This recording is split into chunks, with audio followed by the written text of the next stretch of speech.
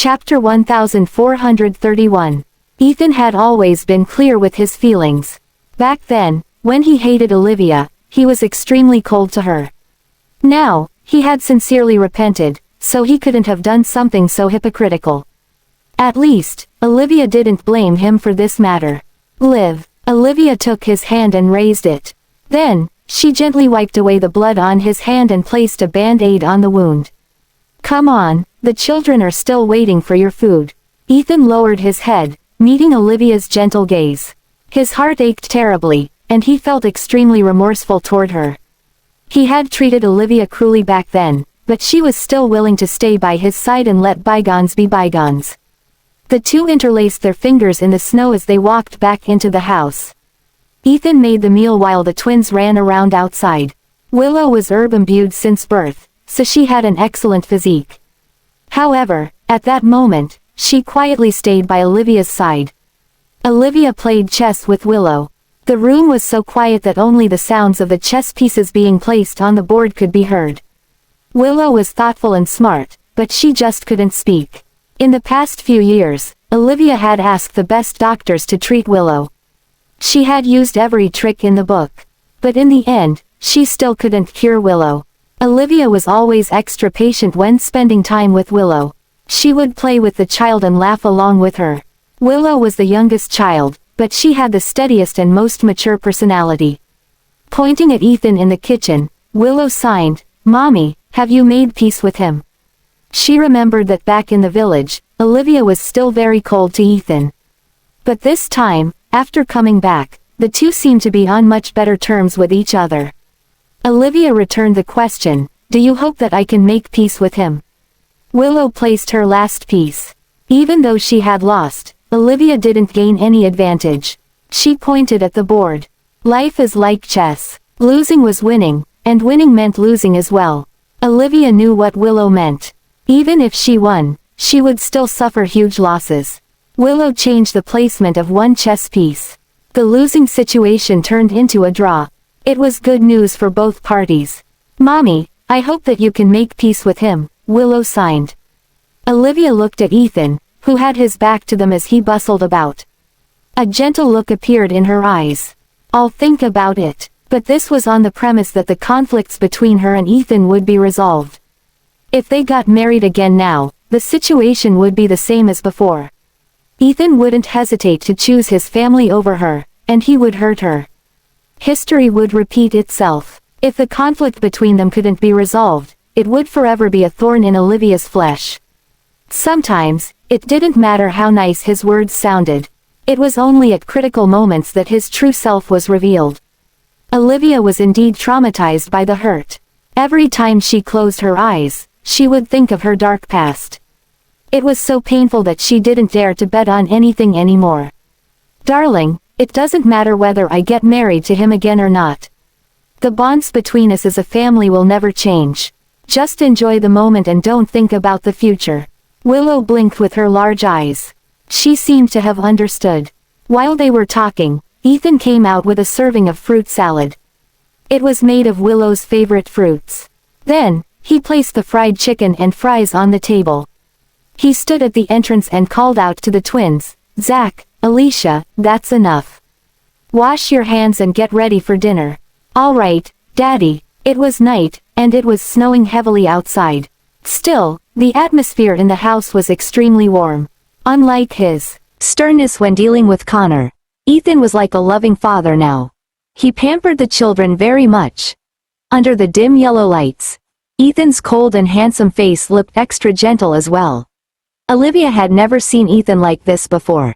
It was the scene she had fantasized about when she had just gotten married. She didn't expect Ethan to be this gentle when he was playing the role of a father. He made meals for the children and played with them. He would even tell Willow stories as he put the children to sleep. By the time Ethan returned to the master bedroom, Olivia had already finished washing up. She was wiping her face at the dressing table. Ethan hugged her from behind, saying intimately in her ear, "Give me a moment. I'll go shower." Chapter 1432. Olivia turned around, her fair arms wrapping around his neck as she moved her lips closer. "It's okay." Ethan held her waist with one hand as he placed his other hand on the dressing table. His sleeves were rolled up to his elbows, revealing the contours of his firm forearms. 2 buttons on his shirt collar were undone, so his tempting collarbone could be spotted right away. His hair wasn't brushed back. Instead, strands of his hair were drooping a little, and he looked extremely gentle. "Liv, I just cooked. I have an odor on me." He had always been particular about cleanliness, but Olivia kissed him deeply. "Ethan, I missed you." In the room, their shadows gradually melded into one. The snow was silent, and it weighed heavily on the tree leaves. From time to time, the branches would bend and creak under the weight. The next morning, sunlight shone warmly upon the yard. Olivia was extremely tired from the ordeal that lasted until midnight. Before she knew it, chattering sounded in the room. "I think I heard a cat meowing last night, and it came from Mommy's room." "Mommy must be keeping a kitten," Alicia said sternly. "It wasn't a cat. I think it sounded like crying." "Do you think Daddy hit Mommy?" When Olivia opened her eyes, she saw Zach's interrogating expression. "Mommy, did Daddy bully you again?" Olivia blushed. The room was soundproofed very well, and the children had gone to sleep early on. She hadn't done it with Ethan for a long time, so she let loose a bit too much.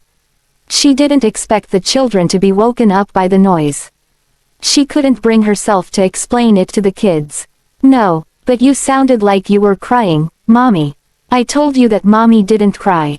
It was the sound of a kitten." "Mommy, are you hiding a kitten in your room?" Right after that, a meow actually sounded from outside. Meow. Even Olivia was stunned. Where did the cat come from? Also, there was more than one cat. A kitten sneaked in from under the door. Olivia felt that it looked quite familiar. Then, a bigger cat appeared, and Olivia recognized it right away. Back then, after her chemo, Ethan took on someone else's identity and stayed by her side. To heal her grief over losing Snowball, Ethan looked for a cat that looked like Snowball and brought it to her. When he left, he took the cat with him. After so many years, the kitten had grown into an adult, and it had even given birth to its own kittens. Olivia wrapped herself in her loose robe as she got out of the bed. The cat still recognized her, so it leapt into her arms.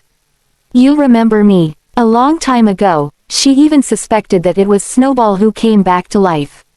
It resembled Snowball not just in terms of looks but even in the way it looked at her. Meow. It rubbed against Olivia's face intimately. The children started to play with the kitten. "I told you that a kitten was meowing last night, but you keep saying that Daddy was bullying Mommy." "Daddy loves Mommy so much. Why would he bully her?" "That's right. I love your Mommy so much. I won't bully her." Ethan stood at the entrance, looking slyly at Olivia. Holding the cat in her arms, Olivia asked, "So you didn't toss it away?" "Why would I toss away things you like? It has been living here for the past few years. It was never sterilized, and this year, it somehow found another stray cat. It gave birth to a litter of kittens. Last night, Olivia noticed that there was an extra plum tree in their yard. Ethan said that he had moved it from the Fordham residence. Olivia looked down from the second floor to see the plum blossoms blooming in the white snow. The cat in her arms was taking a nap, and it looked just like Snowball. Olivia felt as if everything had returned to what it once was a decade ago. Chapter 1433. Olivia leaned in Ethan's embrace, feeling as if everything was like a dream. She had returned to this house which had brought her joy and endless pain. Undoubtedly, she had shared sweet moments with Ethan when they were just married. Back then, she would learn to cook various dishes at home while waiting for Ethan to come back. She would take care of the flowers and plants in the yard over and over again. She would also wash all the clothes Ethan took off, dry them, iron them, and then place them back in the wardrobe. There would always be a bouquet of flowers on the table, which brought life to the house. After she lost her child, she wept every day. At that time, the house was like a cage that trapped her. She could no longer feel joy. It was especially so for the baby room she had decorated herself. After her incident of falling into the ocean, she would curl up on the small crib as she constantly thought about her premature son. Now, Olivia heard movements coming from that room. It sounded like music played by a toy. The children were all playing with the kittens in the master bedroom, so who could be in the baby room? Olivia opened the door to the room. When she left back then, she had destroyed all the decorations in this room. Unexpectedly, Ethan had restored the room to its original state. A tall child was standing beside the crib. It felt weird to call him a child, for he was very tall. But in reality, he was only 9 years old this year. He was holding a small rattle in his hands, and the bells on the bed behind him swayed, making gentle sounds.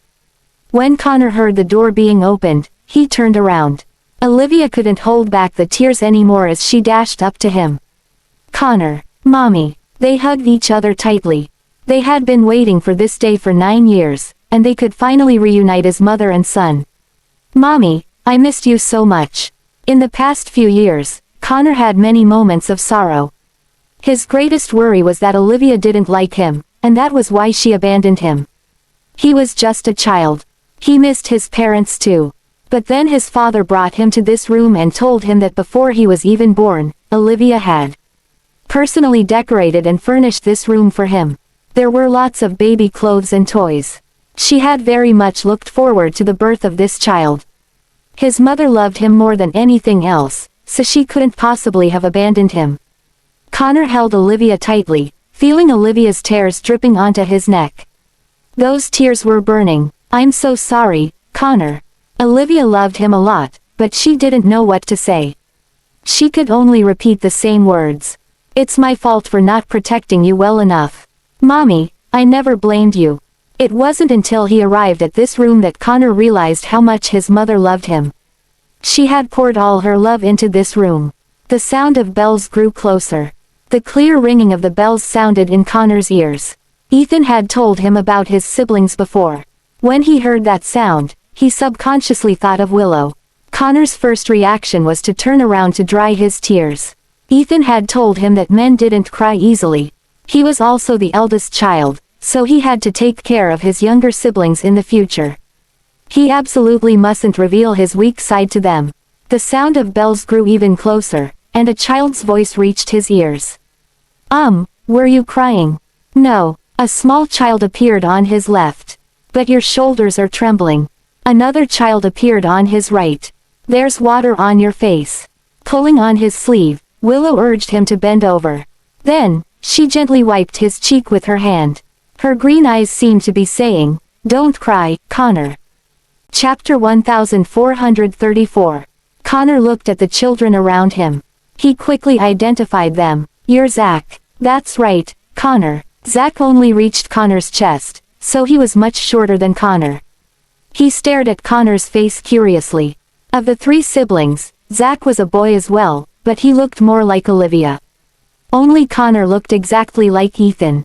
He seemed to have taken after Ethan completely. Hi, Connor. I'm Alicia. You look a lot like Daddy. Connor looked even more like Ethan when he wasn't smiling. With a stern expression on his face, he had an extremely cold look in his eyes. Despite his young age, he had quite a powerful air about him. Alicia looked like Ethan as well, but she was a girl, after all. The sharp features had turned a little gentler on her face. Bells rang out quietly. Connor crouched down and patted Willow's head. I know, you're Willow, right? Willow nodded. I'll take good care of you in the future. Willow couldn't speak, but instead of ignoring her, her family pampered her even more. Olivia bent over and hugged her 4 children of various ages. She felt like she was dreaming. After a decade, they had finally reunited. It even felt too wonderful to be true. Madame Burgess, who had gotten older, was the same as always. When she saw the family reuniting with each other, she couldn't stop wiping her tears. Then, she remembered something as she said, Mr. Miller, Mrs. Miller, a man with the last name Heath is waiting for you 2 downstairs. He said that he wanted to take Mrs. Miller home. Other than Linus, no one else could be so arrogant that they would come to this house straight away. A look of dissatisfaction flashed across Ethan's face. How did Linus manage to track Olivia here? She had just come home yesterday. Olivia dried her tears as well. Carrying Willow in her arms, she said, "Come downstairs with me to meet the guest.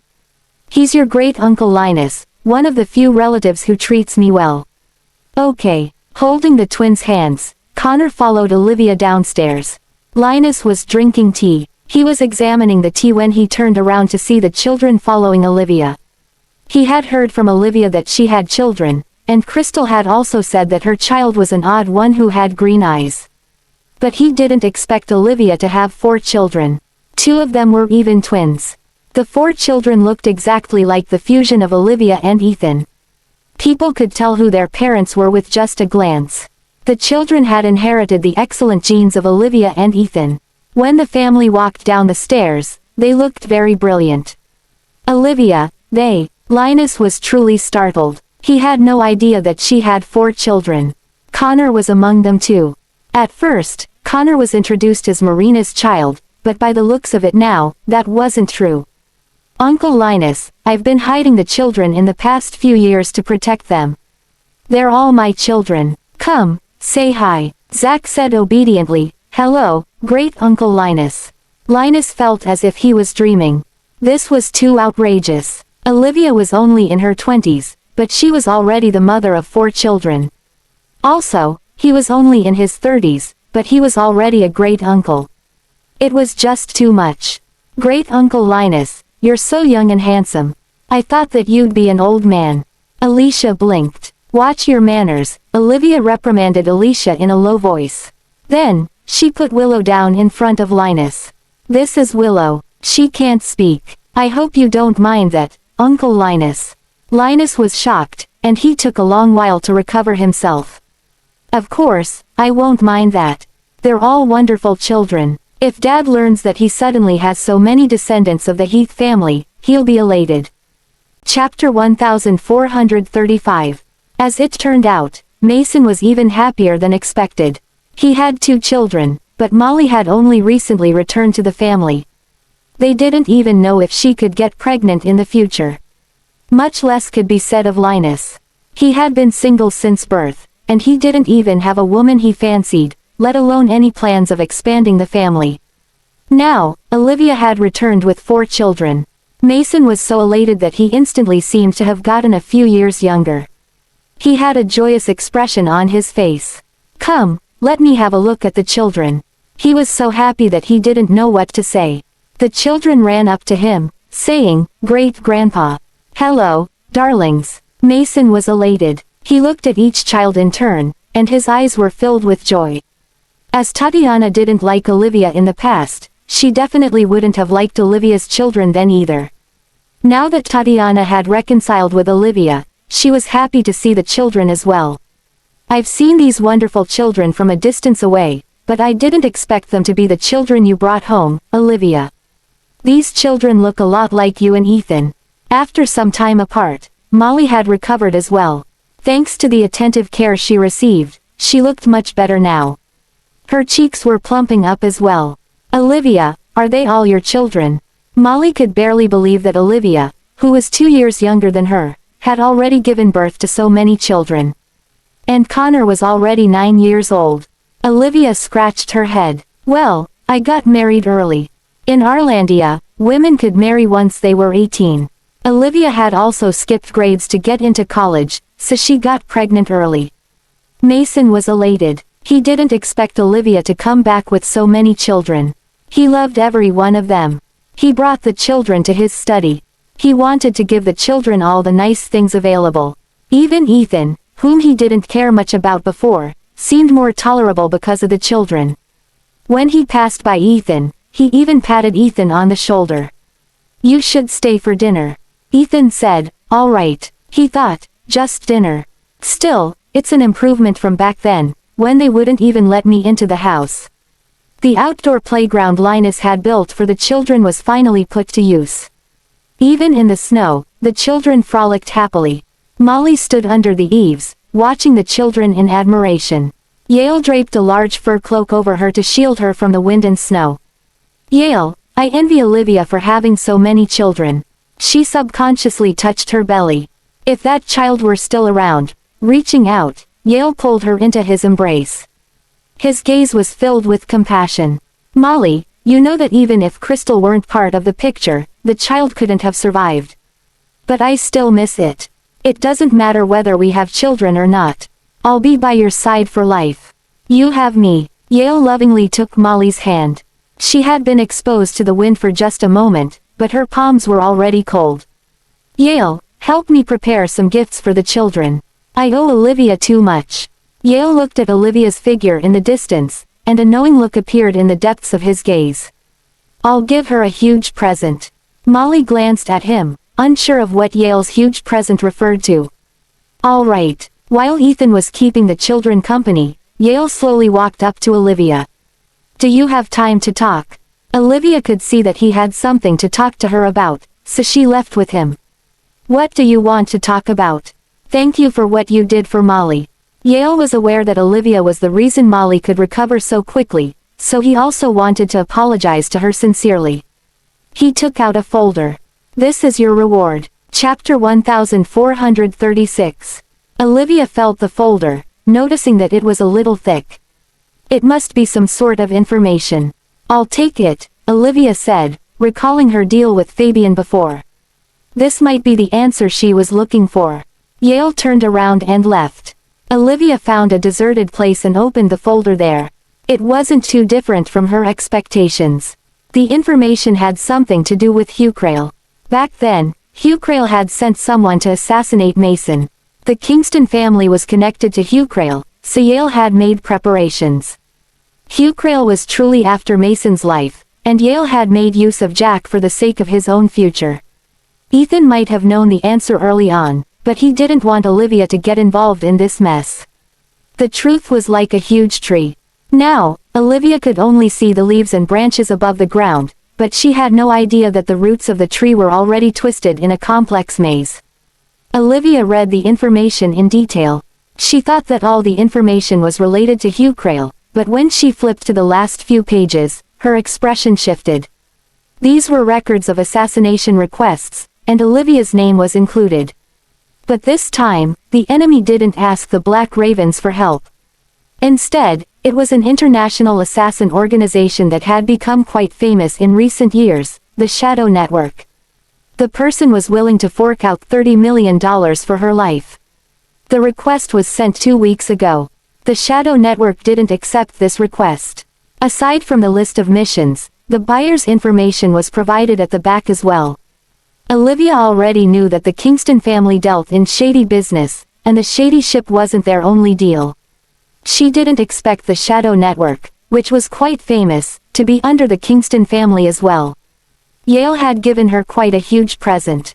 She had been led by the nose by the mastermind all this while. But this time, at the very least, she had gained the upper hand. Even if the buyer was just a scapegoat the mastermind had placed, she might be able to find some clues before they were dealt with. That would be more than enough.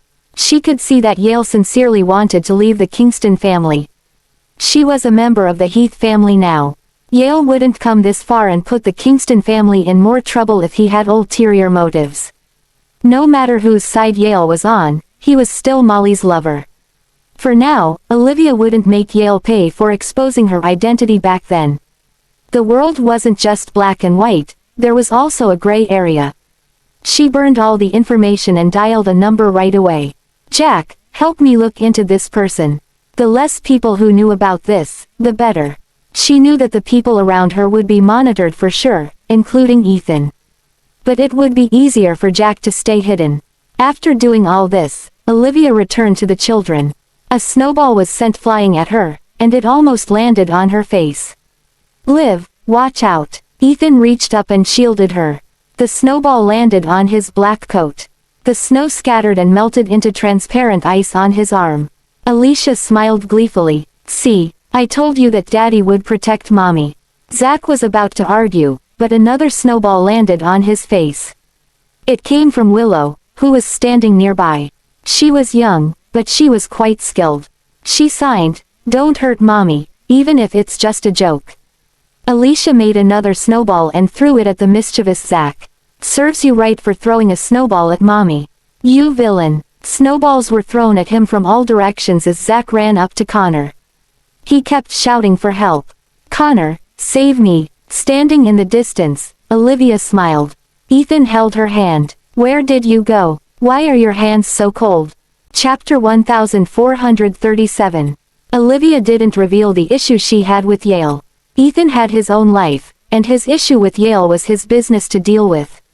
She didn't want to join the fray. Nothing. I went to the kitchen to check on today's dinner. You're meticulous as always. Ethan shoved her hands into his pockets to give her warmth. They were such a perfect match. Still, Ethan knew that that wasn't the truth. He had clearly witnessed her leaving alongside Yale. He just knew that she didn't want to bring it up. Despite what Leia had done, Olivia didn't take her anger out on him. Ethan was aware that their relationship could never return to the way it was. The wife who only had her eyes on him and waited for him at home every day was now gone. At present, Olivia possessed everything that she desired. Love was not her priority. He was one of her priorities, but not the one and only. The epiphany hit home to him, but he didn't dare to show it. After all, he didn't have the right to do so. He was the cause for her change. What happened to Wayne while I was away? Olivia initiated a new topic. Mr. Heath didn't agree to his request. You're not in Aldenvine, so he flew back on the third day. He stared at her and continued, on top of a huge sum of money and a trade with Arlandia on the table, Wayne also proposed a military alliance with Mr. Heath just for you. He seems genuine. He failed this time, but I bet he won't give up easily. He was simply recounting the situation, yet Olivia could hear him gritting his teeth. As their hands interlocked in the pockets, her finger brushed his palms lightly. Jealous, Ethan sighed. I'm a little upset, but I had it coming. He was the one who pushed her away. What could he do when others had their eyes on her? You're the only one for me, she calmly confessed. Ethan, don't you want to ask about your sister? Ethan had an inkling of the story. It was just that he didn't want to mention someone who had hurt Olivia. It was my mother. I'm sorry, Liv. Mrs. Miller feels guilty for Leia. She's a mother. It's normal for her to protect her daughter. But something's off about Leia. Previously, she claimed that she plotted everything because she was jealous that you treated me well. Thinking back, I think someone's using her. The one who wants me killed is not her. Besides, that person wants me dead at all costs. I've had the same thought too, Liv. That year, when something happened to you, I interrogated Leia, but she was tight-lipped. Even if I know that someone else is behind her, there's nothing that I can do. Punishments that happened in interrogation rooms were ruthless. Leia was his sister. How could he bring himself to use those methods on her? That was why no information was gained from her. Ethan, Olivia suddenly called out. If we turned back time again, who would you choose? A voice in her head was telling her that the mastermind would use his family against him again and again. Her wrist was injured the last time, and now, they were aiming for her head. Ethan held her wrist, his fingers grazing the part that was injured before. Liv, to me, no one comes before you. Chapter 1438. Olivia brought the kids home, and Mason was happy about it. After facing problems in the household, the kids brought him hope. He was so happy that he had softened his edge toward Ethan. Indeed, Mason couldn't forgive what Ethan had done in the past. However, the wholesome picture of Ethan and the kids together wavered Mason's resolution. As an experienced man, Mason understood that harmony was important within a family. Fame was the goal during the younger days, but when one grew older, the focus would shift to happiness and one's family. On the dining table, Mason didn't only fill the kids' plates but Ethan's too. Ethan was taken aback by the pleasant surprise considering how overt Mason's hostility was before this. Molly couldn't shift her gaze away from the kids, her eyes teeming with envy and warmth. Yale knew that she was thinking about their baby again and filled her plate with her favorite dishes. In the past, the Heath residence appeared to be the epitome of desolate. With Linus residing at the borders while Crystal following Ethan everywhere, how could the house ever be lively? Mason and Tatiana only had each other. This year, it was different. Olivia, Ethan, Yale, and the 4 kids had joined the family. Mason was so happy that he looked a few years younger. New Year's was just around the corner. People were traveling back to their hometowns. Mason made the men his beer buddies. They consumed a lot of alcohol. Even the ever-mature Linus was all red. Olivia helped Willow out with her shower before telling stories to Willow and Alicia. The girls sat by Olivia's left and right. When the story reached its climax, someone flopped onto the bed. And then, what next? She closed the book and flicked Zach's forehead. He was the most mischievous kid among the bunch. Be careful, don't fall. Why are you so naughty, just like a monkey? I won't fall. I'm the best. Oh, where's Connor? During the renovation, Olivia made a special request to have a spacious room. That way, the kids could have bunk beds in the same room to get along. Connor seemed to have gone for a shower. The training had it drilled in him to eat and shower quickly, but he hadn't shown up for a while. I'll go check on him. Olivia rose. As she had expected, she found Connor in the compartment. He was already in his pajamas. There was a Westnorian finance book in his hands. As he had inherited the best genes from his parents, he was smart and hard-working. He had it the toughest among the four. There weren't many happy moments in his childhood. Mom. As a sensitive kid, he couldn't adapt as quickly as the others did. There was a fleeting uneasiness on his features. Olivia's gaze landed on the finance book, which was held upside down. That alone was enough for her to understand something. Connor wished to get close to his siblings, but he felt that he should build up his reputation as the eldest. Thus, he figured that he should take more time. In fact, he probably wished to join the bedtime story session as well. She sat next to him. Studying. It's so late, though. Yeah. When he was going to flip the pages, he realized that he had been holding the book upside down. He was red in the face. Mom, giggling, she hugged him. I know, Connor, there's no need to rush. Take it easy. It had been 8 years since he was this close to her. The last time was when he was 1 year old, when they lived under the same roof. He raised his head gingerly, looking at her in the eye. Mom, am I dreaming? Chapter 1439. Connor took after Ethan the most. He was sensitive and gentle yet bashful. Olivia caressed the back of Connor's head. Baby, this is your home now. We're your family. You can do anything you want. No one will blame you. As soon as she said that, the insensible Zach breezed into the room and jumped onto the bed. Connor, save me. Huffing, Alicia grabbed Connor's arm. Connor, you gotta help me. Zach is the bad guy. The kids messed around, and Connor gradually warmed up to them. At the end of the day, Zach and Alicia slept beside Connor, one on his left, one on his right. Connor was so tired from all the play. The sight of them sleeping together elicited a warm smile from Olivia. She lay next to Willow, who naturally curled into her embrace. The warmth in her arms filled her chest with bliss. Everything was perfect. Late at night, Olivia felt an arm sliding beneath her legs. The next second she knew it, she was lifted into someone else's arms. The smell of alcohol alone was enough to tell her who it was. She nestled in Ethan's embrace, allowing him to carry her wherever he was heading. You drank until now, he hummed in response. Since he had taken a bath, the smell of alcohol mixed with the scent of shampoo. It felt so intimate. He closed the door and placed her on the bed that was initially meant for Willow. Liv, alcohol always got him horny, so she didn't mind him waking her up.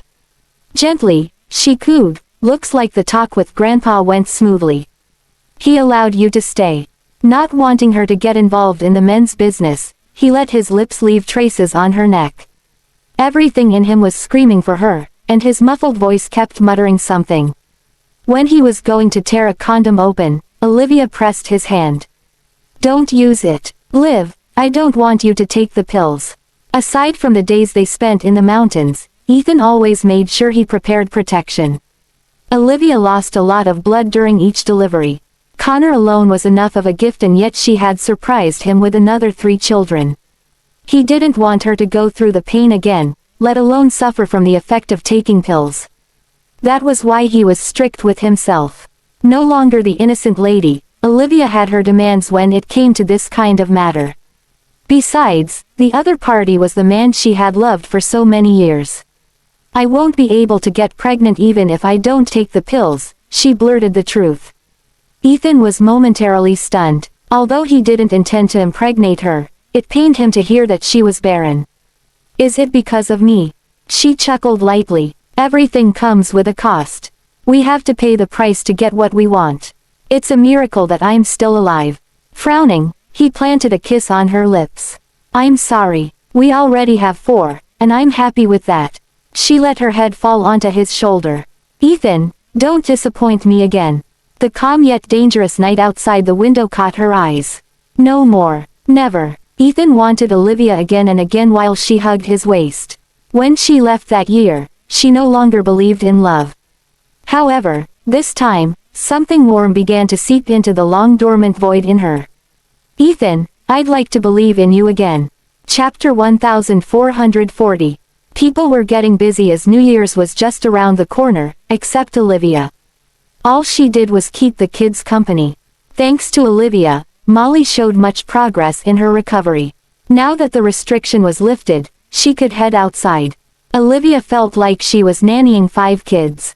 Molly followed by her side. Olivia, this dress is perfect for Willow. Although Molly had it tough, the Kingstons weren't that harsh to her when it came to materials. Yale had always been generous to her. When she returned to the Heath family, the elderly couple showered her with love and gave her a lot of money. Olivia's gaze swept across the bags Kelvin and the bodyguards were carrying. I think it's enough. Even if I give birth to another 10 kids, they won't be able to wear them all. Molly chuckled. You can give birth to another 10 kids. How nice. Molly's obsession with kids had Olivia place a hand over her forehead. Aunt Molly, I know what you're going to say. I'm all right. It's in the past. I'm over it. Besides, I have a new direction in life. What's that? I was in an accident, and Yale took me home before I could graduate from college. I never did anything at home. Now, I've reunited with my family, and Dad and Mom are supportive too. I like drawing, so I want to further my studies abroad. What about Yale? He doesn't know about it yet. It's just a plan. I still need to focus on my recovery for now. Molly looked at Olivia. Olivia, I'm really envious of you. I thought I'd spend the rest of my life in that same old place, but you made me realize that there are a lot of possibilities in life. Women don't have to be men's possessions. Although Yale loves me, I'd like to do something for myself. I don't want to weigh him down. Olivia didn't know what had happened to Molly back in the Kingston residence. The only thing Olivia knew was that Gordon had used Molly to threaten Yale. I've got your back. You're still young. Your future is full of possibilities, but you have to focus on recovering. Olivia held Molly's hand. Don't shop for the kids. Pick a few clothes for yourself. Shopping could lighten up a woman's mood, but it had been a while since Molly last shopped. Previously, the maids would deliver the upcoming seasonal collections to her room. Still, she rarely had the chance to wear those beautiful clothes because she spent almost every day at home. Casual clothes were what she generally wore. In comparison, Crystal's life was much worse. Lisa had it all planned out, and they escaped to the mountains. Crystal couldn't stomach the fact that she, the once rich lady, had become the daughter of a mere maid. Aldenvine was freezing cold during winter. The pile of snow in the mountain never melted. In the past years, Lisa managed to scoop up some money from the Heaths. Although Lisa tried her best to feed Crystal, it couldn't be compared to life in the Heath residence. The fear of the Heaths and Yale coming after her still lingered in the beginning, so Crystal behaved. As time passed, her patience thinned. She kicked the chicken soup off the table. Lisa had made it for her. You call this edible? In fact, Lisa was still recovering from the stab. Every day, she served Crystal as though she was serving God. Instead of seeing Lisa as her mother, Crystal treated her more like a maid. A chill loomed over Lisa as she stared at the chicken noodle soup she spent the entire afternoon making.